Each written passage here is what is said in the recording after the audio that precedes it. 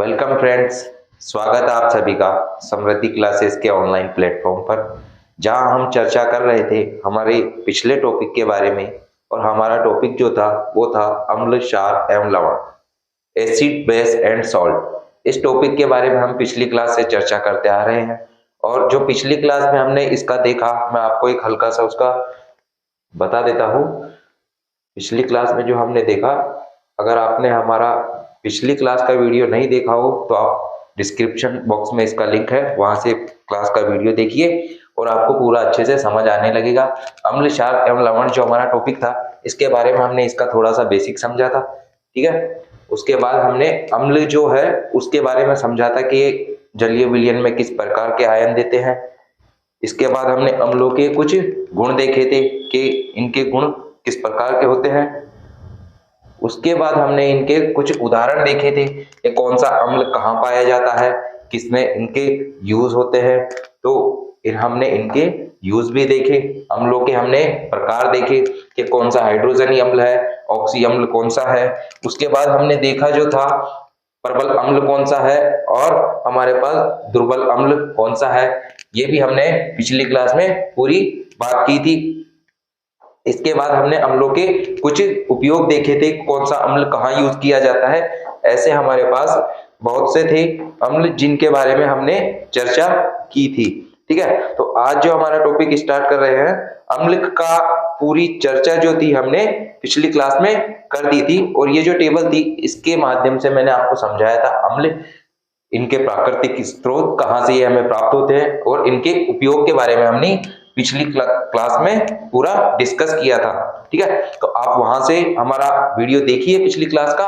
और जो हमारा आज का टॉपिक हम स्टार्ट कर रहे हैं वो हमारा रहेगा क्षार के ऊपर। ठीक है।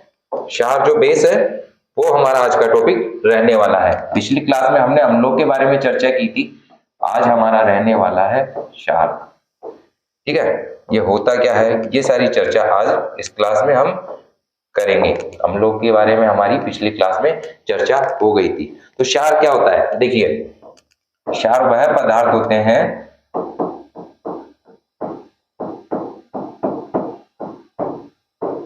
जो क्या करते हैं, जलीय विलयन में क्या देते हैं। क्षार वह पदार्थ होते हैं जो जलीय विलयन में OH- आयन देते हैं। ये बात आपको याद रखनी है। जो हमने अम्लों के बारे में देखा था, तो हमने देखा था अम्ल जो थे जलीय विलयन में H+ आयन देते हैं। और जो क्षार की बात है, क्षार जलीय विलयन में किस प्रकार के OH- है, ये OH- आयन देते हैं। ठीक है। ये बात हमें क्षार के बारे में ध्यान रखनी है। दूसरी बात क्या थी इसकी हमारी, एक तो आपने देखा कि OH- आयन देते हैं, और दूसरी बात क्या थी कि जो सोडियम हाइड्रोक्साइड है,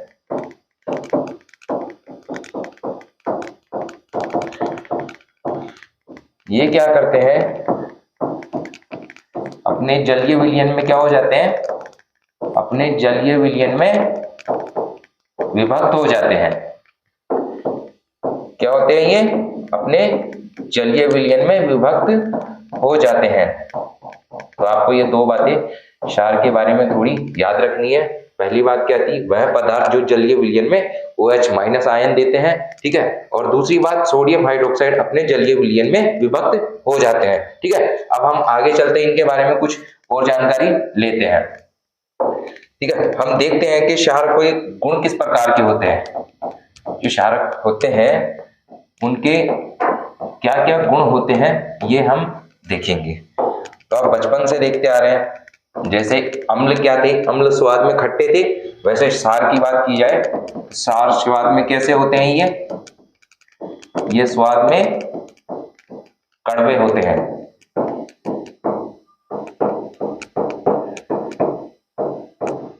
ठीक है। कैसे होते हैं, स्वाद में कड़वे होते हैं। और आपको दूसरी बात ध्यान क्या रखनी है, दूसरी बात आपको यह ध्यान रखनी है कि इनका जो विलयन होता है वो कैसा होता है, इनका विलयन साबुन की तरह फिसलन वाला होता है। किसकी तरह, साबुन की तरह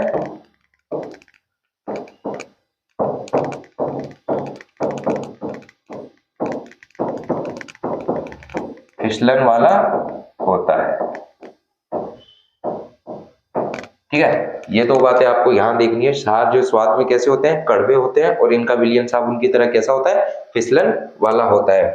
और आपको तीसरी बात क्या याद रखनी है, क्षार जो होते हैं वो क्या करते हैं, जो लिटमस पत्र होता है,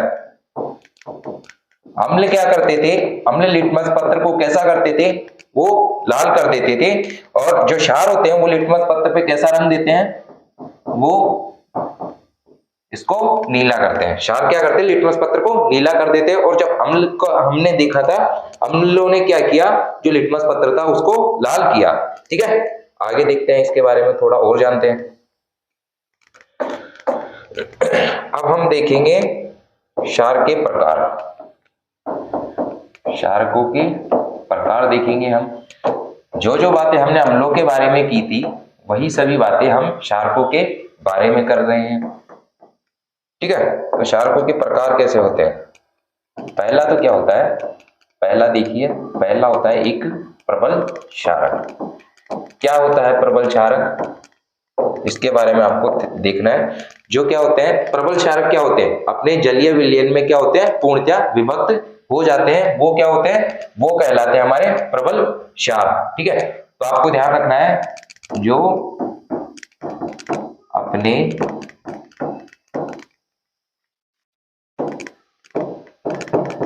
जलीय विलयन में, जो अपने जलीय विलयन में क्या होते हैं, पूर्णतः विभक्त कह दीजिए या आयनित कह दीजिए, पूर्णतः आयनित हो जाते हैं, कैसे होते हैं ये होते हैं हमारे प्रबल क्षारक। ठीक है, तो आपको इसके कुछ एग्जाम्पल मैं आपको बता देता हूं, प्रबल क्षारक कौन से होते हैं, जो अपने जलीय विलयन में पूर्णतः आयनित हो जाते हैं। ठीक है, इसके कुछ एग्जाम्पल मैं आपको बताता हूं। जैसे देखिए, हमारे पास हो गया सोडियम हाइड्रोक्साइड और हमारे पास हो गया पोटेशियम हाइड्रोक्साइड, और हमारे पास होता है एक, हाँ एक ये देखिए बेरियम हाइड्रोक्साइड।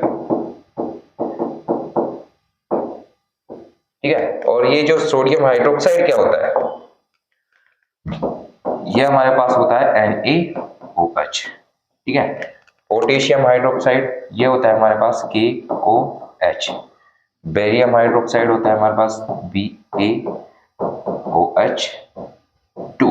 ठीक है, तो आपको ध्यान क्या रखना है, प्रबल क्षारक कौन से होते हैं, वे जो अपने जलीय विलयन में क्या होते हैं, पूर्णतः आयनित हो जाते हैं।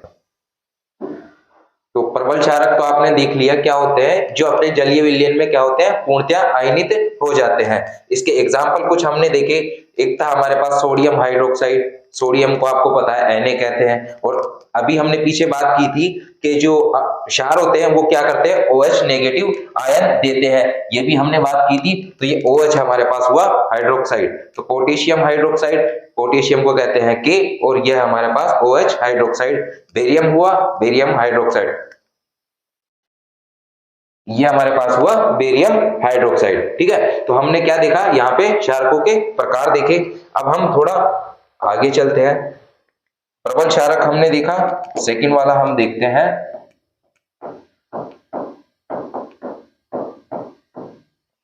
दुर्बल क्षारक। कौन सा देखते हैं हम सेकंड वाला, दुर्बल क्षारक, है ना। इनके बारे में क्या याद रखना है आपको, जो अपने जलीय विलयन में क्या होते हैं, पूर्णतः तो नहीं पर आंशिक रूप से आयनित होते हैं।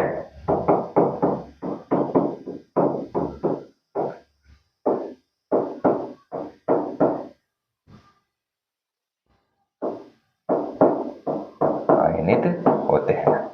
ठीक है। प्रबल क्षारक के बारे में हमने क्या देखा था, जो अपने जलीय विलयन में पूर्णतः आयनित होते हैं वो हमारे होते हैं प्रबल क्षारक, और जो आंशिक रूप से आयनित होते हैं ये हमारे पास कौन से हैं, ये हमारे पास है दुर्बल क्षारक, है ना। आपको इसके बारे में एक और बात ध्यान में रखना है कि इनके जो जलीय इनके जलीय में अणु और परमाणु, अणु व आयन, ठीक है, अणु व आयन क्या होते हैं, दोनों उपस्थित होते हैं।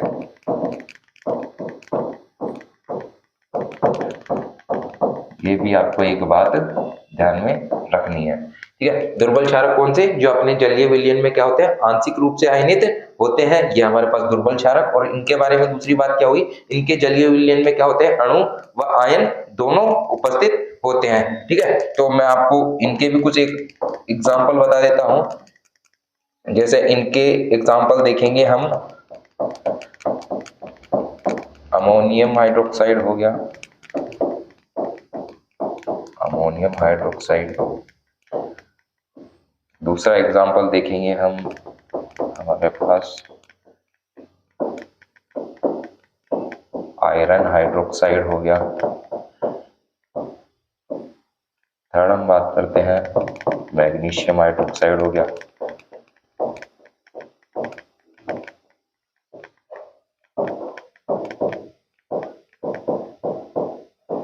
क्या है ये सभी, ये सभी है दुर्बल क्षारक, ठीक है। तो अमोनियम हाइड्रोक्साइड क्या होता है, अमोनिया क्या होता है, हमारे पास अमोनियम होता है NH4 और ये हाइड्रोक्साइड में OH। आयरन ऑक्साइड की बात की गई तो FeOH2, ठीक है। और मैग्नीशियम हाइड्रोक्साइड की बात की गई तो ये हमारे पास है MgOH2, ठीक है। तो हमने जैसे प्रबल क्षारक देखा था, यहाँ हमारे पास है दुर्बल क्षारक। क्या हुआ, जो अपने जलीय विलयन में क्या होते हैं, आंशिक रूप से आयनित होते हैं। दूसरी बात हमने क्या देखी, इनके जलीय विलयन में क्या होता है, इनके जलीय विलयन में अणु व आयन दोनों उपस्थित होते हैं। फिर हमने इसका क्या देखा, एग्जाम्पल देखा, अमोनियम हाइड्रोक्साइड NH4OH, ये हमारे पास अमोनियम हाइड्रोक्साइड है। दूसरा हमने क्या देखा, दूसरा एग्जाम्पल हमने देखा आयरन हाइड्रोक्साइड FeOH2, ये हमारे पास आयरन हाइड्रोक्साइड है, ठीक है। मैग्नीशियम हाइड्रोक्साइड हमारे पास क्या हुआ, मैग्नीशियम हाइड्रोक्साइड हुआ हमारे पास MgOH2, ठीक है, ठीक है। ये हमारी बात हुई कंप्लीट, ठीक है। आगे बढ़ते हैं हम, प्रबल क्षार हो गया और दुर्बल क्षारक हो गया। अब हम देखते हैं कि क्षारकों का यूज कहाँ किया जाता है, इनके थोड़े उपयोग देखते हैं। क्षारकों के उपयोग के बारे में हम थोड़ी जानकारी लेते हैं कि इनका यूज कहाँ किया जाता है, किसमें किया जाता है। तो हमारे पास पहला होता है कैल्शियम हाइड्रोक्साइड,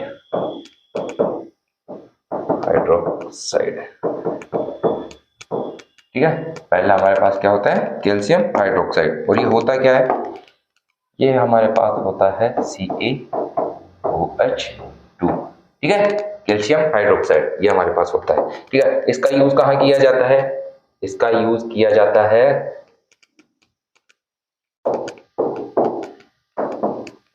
जो विरंजक पाउडर होता है उसके निर्माण में इसका यूज किया जाता है, विरंजक पाउडर के निर्माण में। और कैल्शियम हाइड्रोक्साइड है, इसका यूज कहाँ किया जाता है, कंक्रीट और प्लास्टर में। जो चुनाई होती है मकान की, प्लास्टर होता है, उसमें कैल्शियम हाइड्रोक्साइड का यूज किया जाता है। और इसका यूज कहाँ किया जाता है, आपने देखा होगा घरों पर हम जो व्हाइट चूना पोतते हैं, तो वो चूना पोतने में भी इसका इस्तेमाल किया जाता है। और जो हमारे पास जल होता है, जल के मृदुकरण में इनका यूज किया जाता है। और मेन बात कौन सी है जो आपको ध्यान रखनी है, वो होती है जो अम्लीय मृदा होती है, अम्लीय मृदा के उपचार में भी इसका यूज किया जाता है। और ये क्वेश्चन एग्जाम में बहुत बार आया भी है ना। तो आपको ये बात ध्यान रखनी है कि इनका यूज कहाँ किया जाता है, कैल्शियम हाइड्रोक्साइड का यूज कहाँ किया जाता है, अम्लीय मृदा की उपचार में। ये आपको ध्यान रखना ही है, बाकी तो और आपको ध्यान रहे या ना रहे, पर ये तो आपको खास ध्यान में रखना ही है, ठीक है। और इसका उपयोग कहाँ होता है, इसका और उपयोग किया जाता है चमड़ा उद्योग में, ठीक है। और चमड़ा उद्योग में क्या यूज होता है कि जो चमड़े के ऊपर बाल होते हैं, ठीक है, उनको हटाने में इसका यूज किया जाता है। तो आप लिख सकते हैं कि जो चमड़ी की सतह के जो बाल होते हैं, सतह के जो बाल होते हैं, उनको हटाने में यूज किया जाता है किसका, कैल्शियम हाइड्रोक्साइड का, ठीक है। तो जो हमारे पास कैल्शियम हाइड्रोक्साइड था, इसके बारे में हमने इतनी सारी बातें जानी कि इसका यूज विरंजक पाउडर के निर्माण में होता है, ठीक है। और कंक्रीट और प्लास्टर में इसका यूज किया जाता है, चूना पोतने में भी इसका यूज किया जाता है, जल के मृदुकरण में इसका यूज किया जाता है, जो अम्लीय मृदा होती है उसके उपचार में, और चमड़ा उद्योग में इसका यूज किया जाता है। अगला हम देखते हैं सेकंड नंबर पे। सेकंड नंबर पे हमारे पास जो है, एक तो हमने देख लिया, अब देखते हैं हम दूसरा।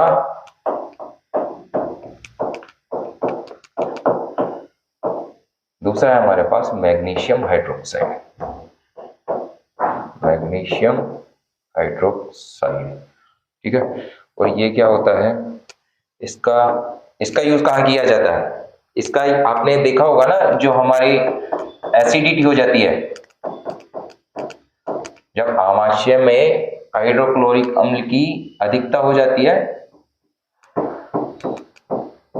तो उसके उपचार में इसका यूज किया जाता है, ठीक है। और इसका यूज कहाँ किया जाता है, इसका यूज किया जाता है हमारा जो चीनी उद्योग होता है, उसमें भी इसका यूज किया जाता है, ठीक है। और क्या होता है, यही क्या कहते हैं इसको,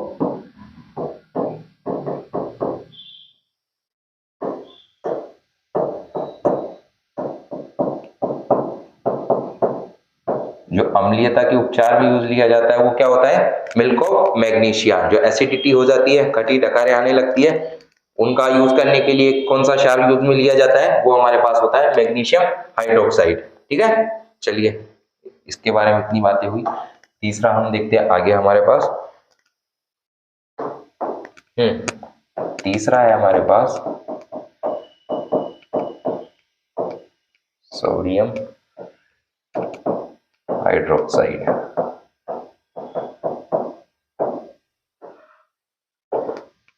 और ये होगा सोडियम, ये होगा हाइड्रोक्साइड, ठीक है। अगली बात हम किसकी कर रहे हैं, अगली बात हम कर रहे हैं सोडियम हाइड्रोक्साइड की। और इसे क्या कहते हैं, इसे कहा जाता है कास्टिक सोडा, ठीक है। अब हम इसके देखते हैं इसके उपयोग कहाँ होता है, ठीक है। सोडियम हाइड्रोक्साइड का उपयोग होता है, जो हमारे पास धातुएं होती है,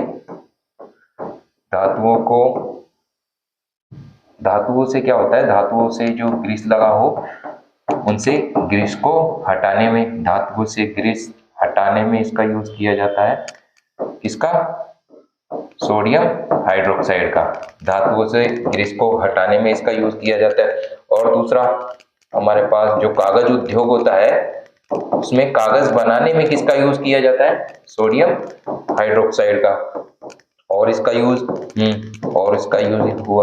होता है कठोर साबुन या जो अपमार्जक होते हैं, उनको बनाने में सोडियम हाइड्रोक्साइड का यूज किया जाता है अपमार्जक के निर्माण में।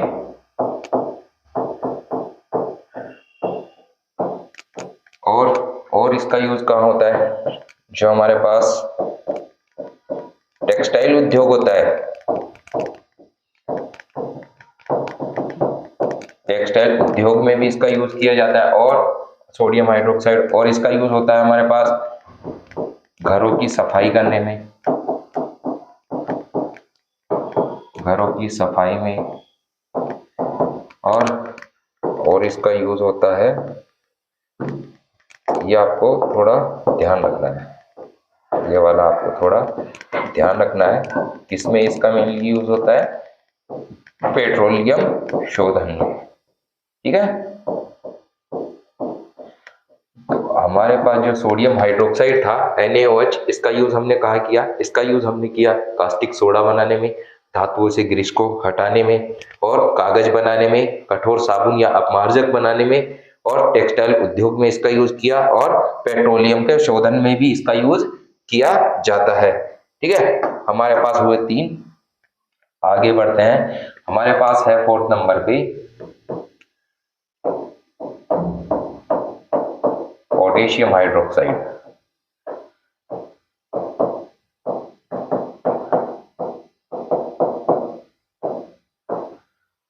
ठीक है, पोटेशियम होता है कि और ये हाइड्रोक्साइड, ठीक है, KOH, ये हमारे पास हुआ पोटेशियम हाइड्रोक्साइड। अब हम इसकी बात करते हैं, इसका यूज हम कहाँ कहाँ लिया जाता है।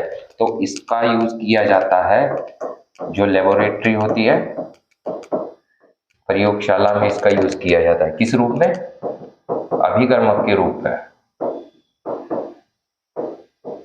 प्रयोगशाला में अभिकर्मक के रूप में इसका यूज लिया जाता है। और जो सोडियम हाइड्रोक्साइड था हमारे पास, उसका यूज तो हमने किया था कठोर साबुन बनाने में, लेकिन इसका यूज कहाँ किया जाता है, मृदु साबुन बनाने में। जो हमारे पास नहाने के साबुन बनते हैं उनको बनाने में इसका यूज किया जाता है। और इसका यूज किया जाता है जैसे शैम्पू बनाने में, या जो शेविंग क्रीम होते हैं, शेविंग क्रीम, उनको बनाने में भी किसका, पोटेशियम हाइड्रोक्साइड का यूज किया जाता है। ठीक है, और आपको इसके लिए मेन बात पता है क्या रखनी है, इसमें क्या होता है, CO2 और SO2, जानते हैं ना आप, कार्बन डाइऑक्साइड और सल्फर डाइऑक्साइड को क्या करने की क्षमता होती है, को अवशोषित करने की क्षमता होती है, अवशोषित करने की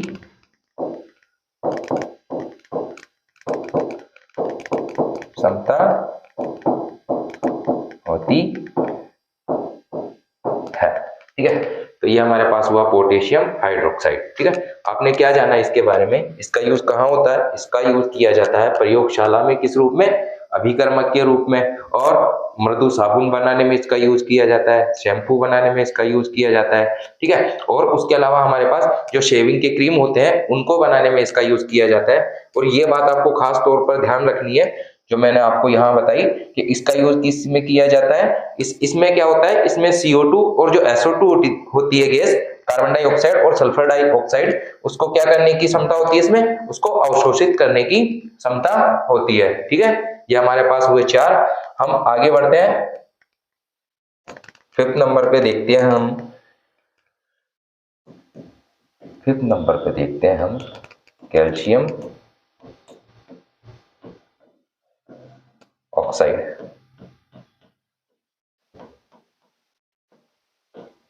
कैल्शियम ऑक्साइड, ठीक है, ये हमारे पास होगा CaO। ठीक है, इसकी बात करेंगे हम, इसका यूज किस रूप में होता है, जो विरंजक पाउडर होता है, विरंजक पाउडर का जब निर्माण होता है ना, तो विरंजक पाउडर के निर्माण में इसका यूज किस तरीके से किया जाता है, इसका यूज किया जाता है शुष्क कारक के रूप में।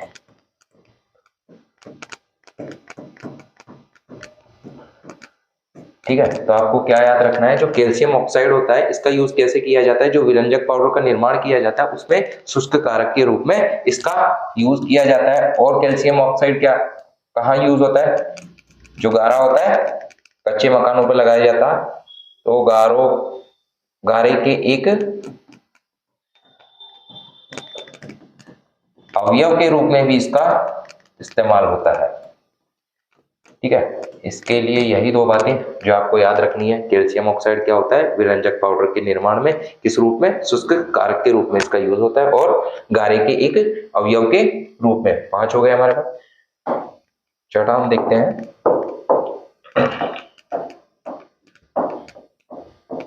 छठा हमारे पास है मैग्नीशियम ऑक्साइड। क्या है हमारे पास छठा? मैग्नीशियम ऑक्साइड, और ये क्या होता है? MgO। ठीक है, अब हम क्या देख रहे हैं? अब हम इसके यूज देखते हैं। तो मैग्नीशियम जो ऑक्साइड होता है, इसका यूज कहाँ किया जाता है? इसका यूज किया जाता है जो भट्टियां होती है बड़ी बड़ी, तो भट्टियों में जो ईंटें लगी होती है, जिनको ताप से बहुत कम प्रभाव होता है, उन ईंटों को बनाने में मैग्नीशियम ऑक्साइड का यूज किया जाता है। तो भट्टियों में अग्निशय ईंटें कह लीजिए, अग्निशय ईंटों के निर्माण में, ठीक है, वो जो ईंटें लगी होती है ताकि वो गले नहीं, तो उसमें किसका यूज किया जाता है? मैग्नीशियम ऑक्साइड का। ठीक है, और दूसरी बात आपको क्या याद रखनी है? एक तो ये भट्टी का हो गया, और एक रबड़ के निर्माण में, जो रबड़ का निर्माण होता है उसमें किस रूप में इसका यूज किया जाता है? रबड़ के निर्माण में पूरक के रूप में।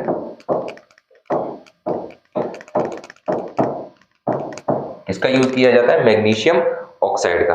ठीक है, आपको जो तीसरी बात इसके लिए याद रखनी है वो क्या है? जो बॉयलर होते हैं,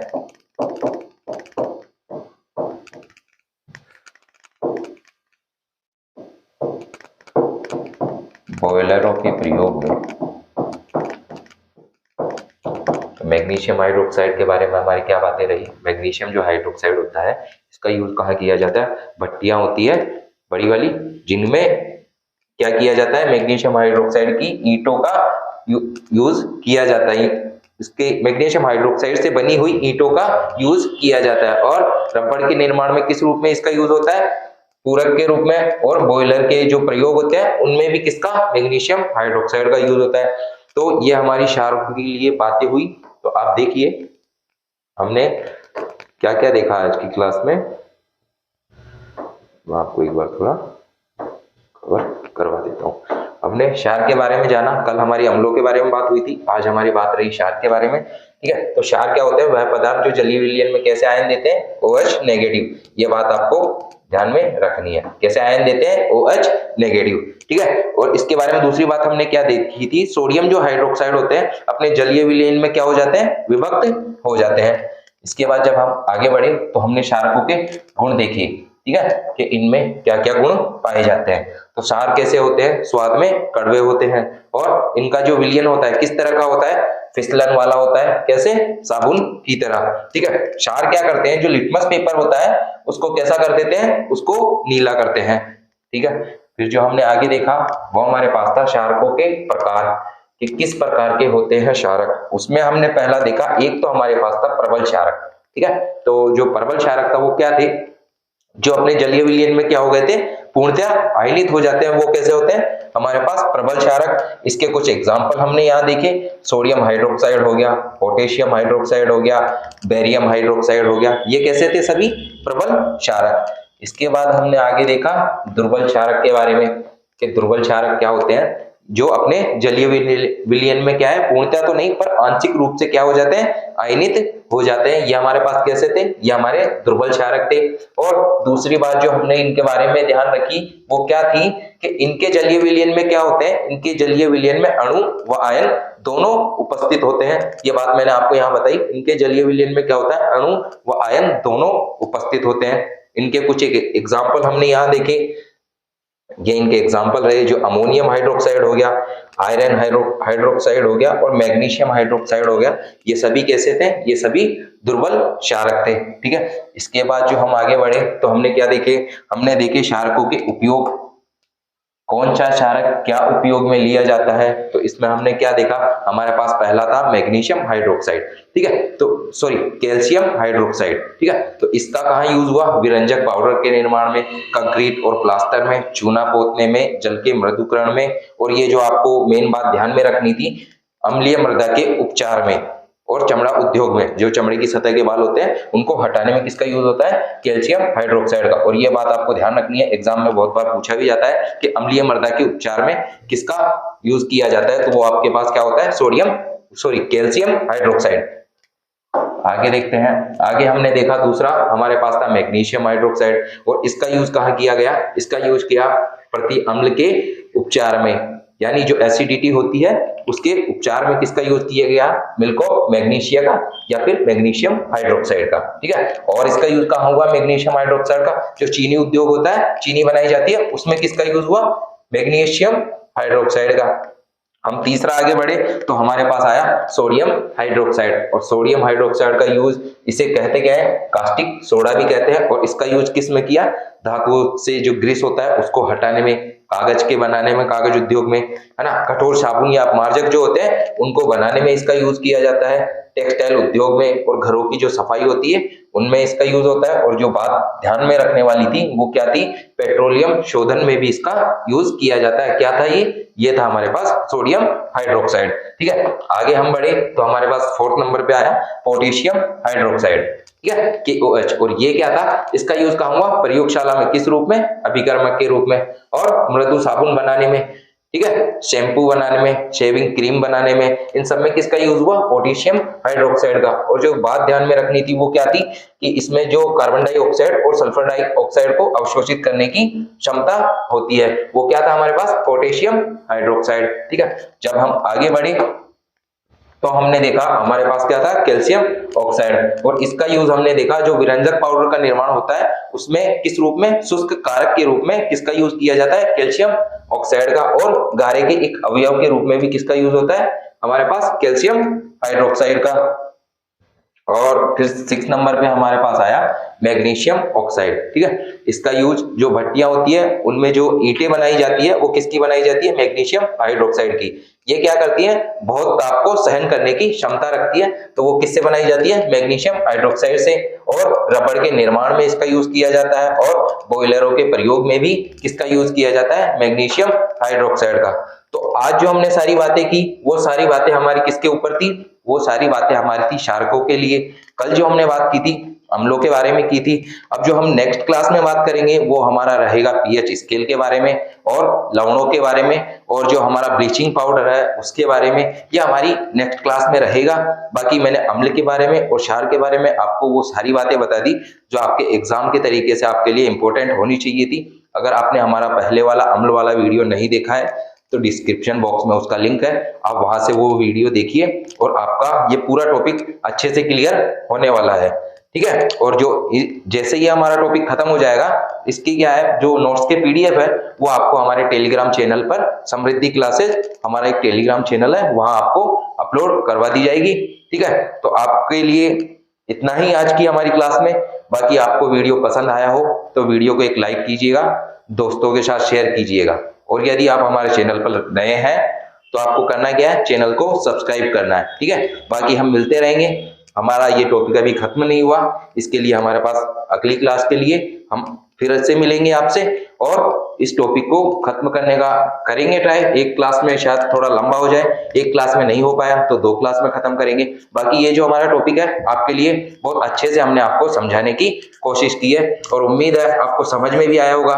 बाकी आप रिवीजन करते रहिएगा, जब टॉपिक खत्म हो जाएगा तो इसके जो ऑब्जेक्टिव क्वेश्चंस है वो हम आपको करवाकर उसके जो पीडीएफ बनते हैं वो आपको टेलीग्राम चैनल पर अपलोड करवा देंगे। तो आपको वीडियो को एक लाइक करना है और एक प्यारा सा कमेंट करना है। ओके फ्रेंड, तो चलते हैं हम आज आपसे यहीं विदा लेते हैं, बाकी मिलेंगे हमारी अगली क्लास में।